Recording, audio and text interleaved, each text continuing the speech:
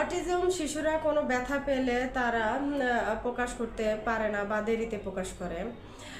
Autism বৈশিষ্ট্য সম্পন্ন শিশুরা তাদের ব্যথা ধীরে ধীরে প্রকাশ করে বা প্রতিক্রিয়া দেরিতে দেয় বা প্রকাশ করতে দেরি হয়। এটা তাদের মস্তিষ্কের সংবেদনশীলতা এর ভিন্নতার কারণে হয়ে থাকে। এটাকে হাইপো সেন্সিটিভিটি বলা হয়। কারণ আমাদের পঞ্চ ইন্দ্রিয় চোখ, কান, জিহ্বা, ত্বক, এই পাঁচটা ইন্দ্রিয় আমাদের করে কি যেন আমাদের সাধারণ চারপাশের উদ্দীপনাগুলো গ্রহণ করে মস্তিষ্কে পাঠিয়ে দেয়। অটিজম আক্রান্ত শিশুরা তাদের নার্ভাস সিস্টেম সাধারণ মানুষের মতো স্বাভাবিকভাবে কাজ করতে পারে না। ইন্টারসেপশনস এর দুর্বলতা আমাদের দেহের ভিতরে কি ঘটছে, যেমন ক্ষুধা, ক্লান্তি, ব্যথা, এগুলা প্রকাশ করার জন্য আমাদের আভ্যন্তরীণ ইন্দ্রিয় শক্তি কাজ করে। অটিজম আক্রান্ত শিশুদের এই ইন্টারসেপশনস সঠিক ব্যবস্থাপনা ঠিকঠাক মতো করে না, ঠিকঠাকভাবে কাজ করে না। এছাড়া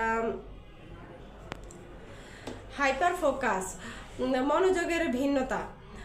অনেক সময় অটিজম আক্রান্ত শিশুরা দেখা গেছে যে কোনো একটা বিষয় নিয়ে বা কোনো একটা খেলা নিয়ে এমনভাবে গভীরভাবে চিন্তায় মগ্ন থাকে যে তাদের চারপাশে কি হচ্ছে বা কি ঘটছে এই বিষয়ে তাদের কোনো লক্ষ্যই থাকে না, বা আঘাত পেলেও তারা আঘাতের দিকে তাদের খেয়াল থাকে না।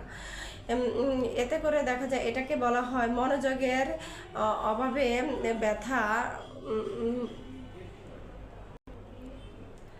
মনোযোগের কারণে ব্যথার অনুভূতি আড়াল হওয়া, প্রকাশ করতে অক্ষমতা। অনেক সময় শিশুরা ব্যথা পায়, পাইছে, এটা বুঝতে পেরেছে, কিন্তু এটা নির্দিষ্ট ভাষায় মানুষের কাছে পৌঁছাইতে পারে না, কারোর কাছে প্রকাশ করতে পারে না।